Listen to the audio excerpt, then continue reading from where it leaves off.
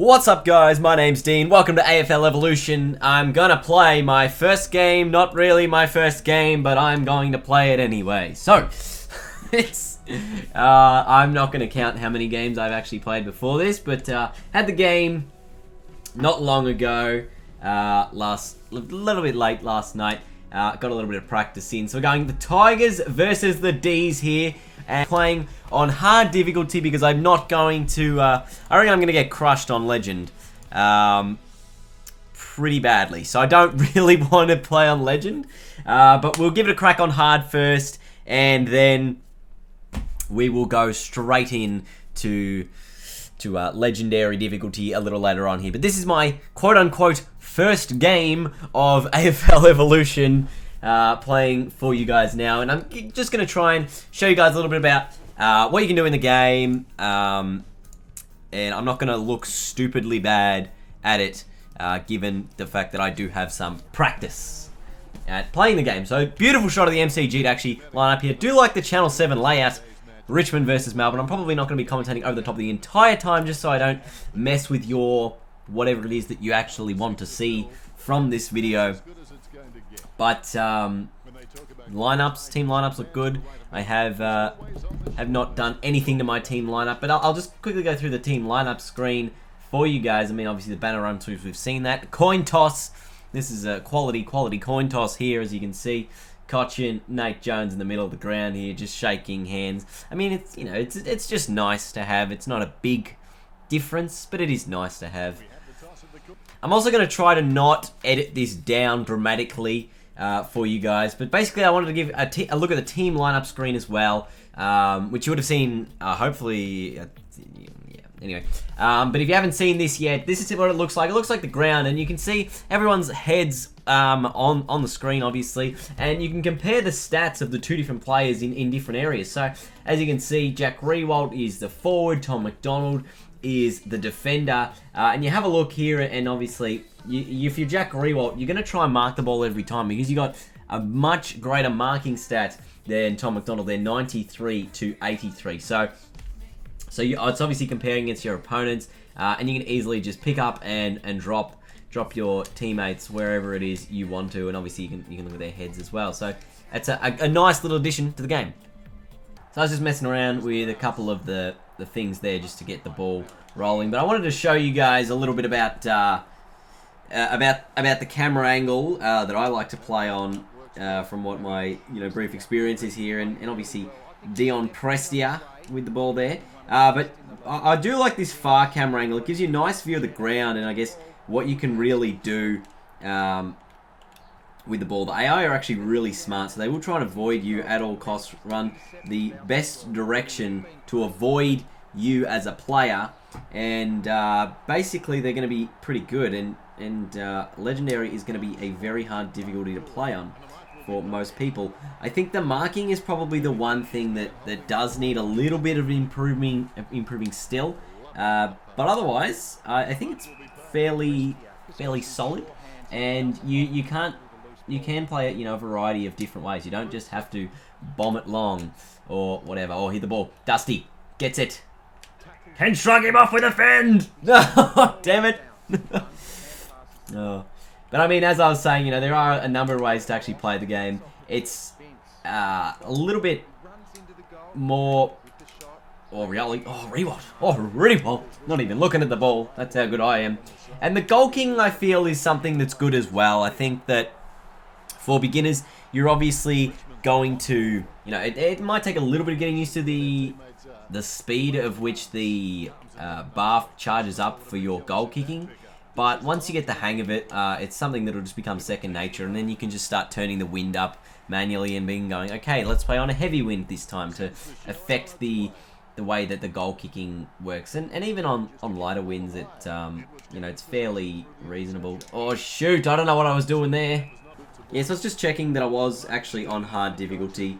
And I'll tell you another thing is don't always hold down sprint. I think I said that a little bit earlier, but don't do it because it will, sort of automatically play your player on from where you are. But what you can do is you can move around. Oh, the stoppages here. Oh, look, I'm about 80 meters out. I got a little bit of wind, but let's go with the torp. Oh, can I just knock everyone out of this contest? Just hope it goes through. We'll look at our statistics here, and you can see, at quarter time you get one screen, and you also get the major ball winner screen, and then you also get this quarter by quarter breakdown, as well as being able to go and look through each individual player's statistics. They are the same as AFL Live 2 in what you can actually view, but it's good that you can do it in between quarters. You can't do it in the middle of a match, but it's still a good option to be able to do it in between quarters. So let's get back in. A lot of players moving around at the stoppages, you will notice. Gives you a little bit more freedom as to where you want to hit it. There's no like set way to tell people which way to go or which way to move. Now, I'm not actually fumbling the ball here. I'm just tapping it on, because you can tap the ball on if you'd like by using the handball button before you actually pick up the ball. So if you pick up the ball when it's along the ground, but you're holding down square, it will sort of just tap the ball forward a little bit, and inch by inch it will just be gradually better. Oh, Prestia gets it to caddy towards the Rewald, and I go with a little dribbling ball through the goal. I have gone through to try and do some dribbles from the boundary line. Obviously it's harder on these harder difficulties, but it's a nice quick option to get rid of the ball. It's probably the quickest way you can dispose of the ball. So if you are in these tight situations where you are between, thinking whether, do I go with a drop punt, do I, just bang it through, or go with a dribble kick, because it actually does release fairly quickly from your player, and I think it is the fastest way of actually getting rid of the ball, to obviously use it better. Now, one of the good things I spoke about was tapping a little earlier. I keep umming and ahhing here, that's going to bug me. But one of the things I spoke about a little earlier was tapping the ball on the ground, and one of the major things it allows you to do is keep the ball in when you're near the boundary line. Because if the ball is like on the boundary line, every AFL game, you would just run the ball over the line trying to pick it up, or you try and run out and around, and the AI would pick it up and kick the goal, and they would take it over the boundary line for you. But at least here, what you're able to do is, just tap the ball in from the boundary line. I'll just try and give you an example of it here. So, that's a really bad example of it. But basically, if the ball is like going towards the boundary line and your player is also going towards the boundary line, you can tap the ball to keep it in play, which is a good sign, I guess, for most things. Beautiful little thing there. I do like the nudging in the mark contests. Probably could be used a little better. Going with a mammoth torp there, Griffiths. Rewalt's going to try and just monster him here. Oh, I was trying to go for a specky, which I'm not too bad at yet, but it's still need to get the hang of it a little better. Once again, the AI are pretty smart with their handball chains. They just know how to find space. That is a rundown tackle. That is beautiful. That is a free kick almost. Lloyd should get it. Brioli, get there, mate. Yes. Advantage Richmond. Oh no, smothering. Like, there's just a number of things that the AI do a little bit better than they do in other games. Obviously, not everything is perfect, but I definitely think that it is a solid improvement from AFL Live 2 for sure, and a little bit of an improvement from AFL Live as well. And I do like after you kick a goal, you can actually see your stats there. So you got your disposals, your contested ball, your tackles, and obviously your goals and your behinds. I think obviously you'd mostly see your forwards there, but that's not horrible. Another thing was in previous games, once you're or at least in AFL 2 anyway, once your ruckman would sort of go off onto the bench, it would just replace him with someone who was a bit of a spider, not actually a ruckman. But now what it does is it does replace him with a ruckman, or at least, the tallest person on your team who's left on the ground. So if Marich was to go out of the ruck for me, for an example, if Marich was to go out of the ruck for me, it would then put Ben Griffiths in as the secondary ruckman, which is really good. And and in this one also, the tactics make a huge difference to how you play. And obviously all the teams have been set up with different tactics. So playing different teams makes you play a variety of ways, or you could just change every team to have the same tactics. That's completely up to you and how you want to play the game, your own way. So what I've done now is I've changed the difficulty to beginner, or very, very easy. I think they're the same thing, beginner. And basically, just to try and showcase some, bananas or snaps or dribble kicks as well. So we've got Rioli here we can just play on. He's very quick. He's Dan Rioli, and I can go over on the boundary line. He can go with a little dribbler and hope it bounces through like that one did. I mean, obviously, I probably got it on the wrong angle. But that is essentially how the dribble kicks work. I would have just kicked this nicely off the instep here. And obviously you can do it from further out in the pocket and it will curve in a little bit better. That's probably a really bad example of actually doing one, but it's the general idea that I think works. And while the animation doesn't quite match up with what it's trying to do, I feel like the general point of the dribble makes good sense. So let's try with a snap here from Lloyd. So basically your dribble kick and your snap kick are on the same button. So it's just whether or not you hold that bar down to pass the middle line, or whether it's before that middle line, was whether you do a dribble kick or a snap kick. So let's just take a look at a little bit of the bend on that on the instant replay, which is also a cool feature.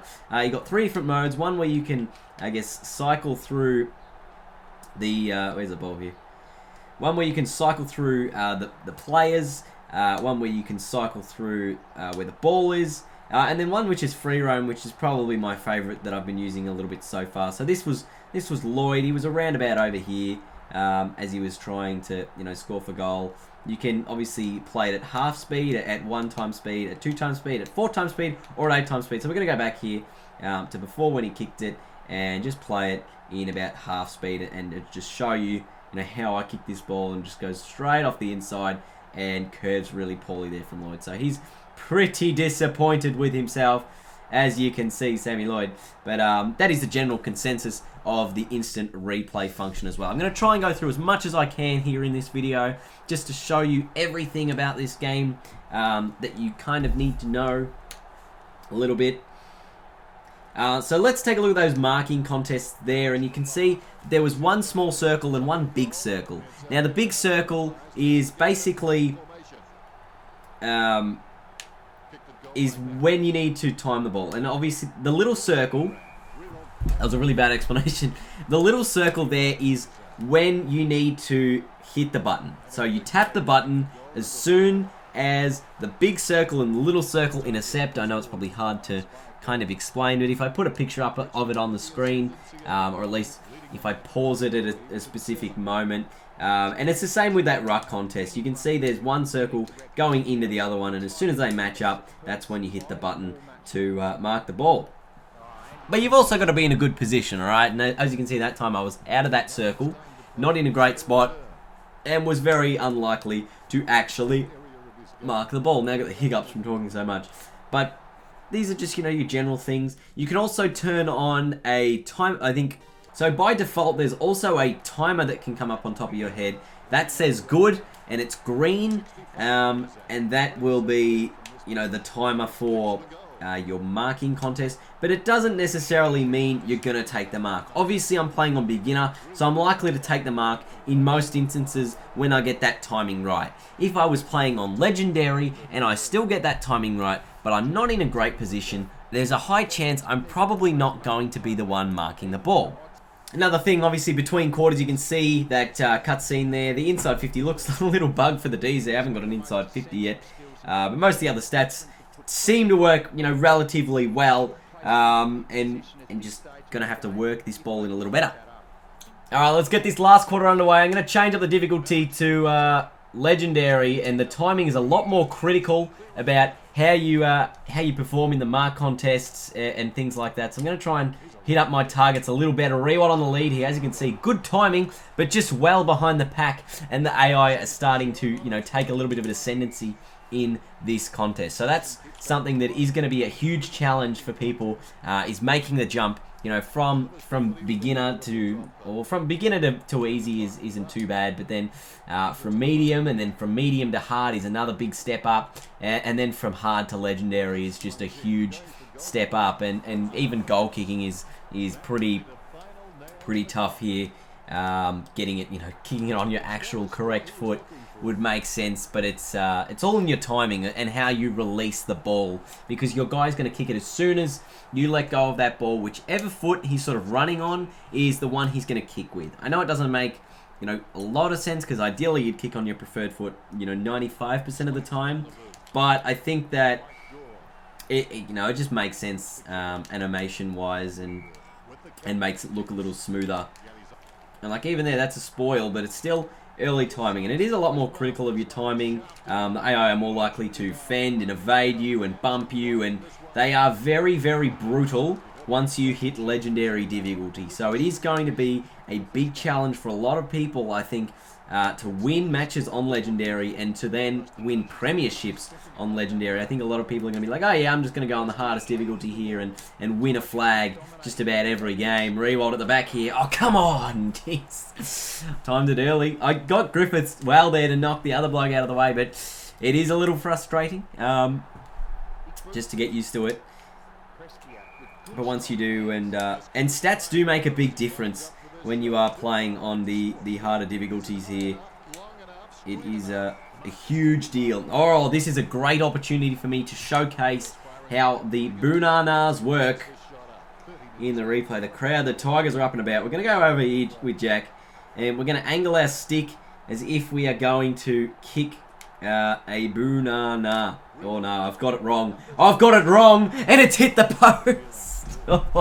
Just slightly a little bit over the top, and that goal kicking meter does power up a lot quicker the further you are obviously playing on the difficulty. So on easy it goes really slow, medium quicker, hard quicker, and then legendary quicker again. And it is not a linear speed, it does go on an exponential curve. So the more power you get, the faster it goes up, and that is going to be, you know, another challenge for people to get used to. Again, once you're used to it, it probably wouldn't be too big of a deal. Prestia is dominating right now, but I think that it's something that people are going to, you know, look for and finally get the timing of, because I mean it does make it a challenge to make the distance. How did I give away a free kick for charging here?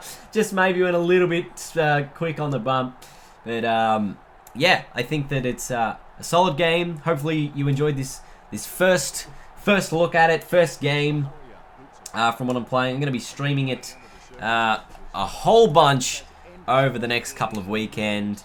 And there it is, the siren to end the game. The Tigers get the win here. Obviously, you know, wasn't playing on a single difficulty there. I was playing bit of everything just to show everything for you guys. I will have some videos on how you can do different things as well in this game very, very soon. So stay tuned for the entire weekend, for next week, for a long time to come. I would recommend keeping it here on Twisty3. Leave a big thumbs up if you enjoyed this video, and if you are keen to play this game yourself, or you have played this game yourself and you want to let me know your thoughts in the comments below. Thank you so much for watching. The player of the match was Jack Rewalt. Dion Prestia. I mean, Prestia had a big game, and Ben Griffiths. And from what I'm aware, these things are actually calculated by the champion data statistics. But I think it probably gets skewed a little bit from the fact that, you know, tackles are worth so much in like champion data points, and there's just a ton of tackles in the video game. So that's probably the one thing that I would change, maybe change the way that the points are worth. Anyway, Rewalt player of the match, as you can see. And the last thing is your match objectives, is what you get, and they go towards your user profile. And as you can see, I'm level 3, about to go to level 4 in my user profile. But that is it. That's about everything. You'll get 3 new match objectives every game. If you want to do them, you can. If you don't want to, it doesn't make a big difference. It doesn't affect your life at all. So thank you so much for watching, guys. Leave a big thumbs up, and I will see you all later.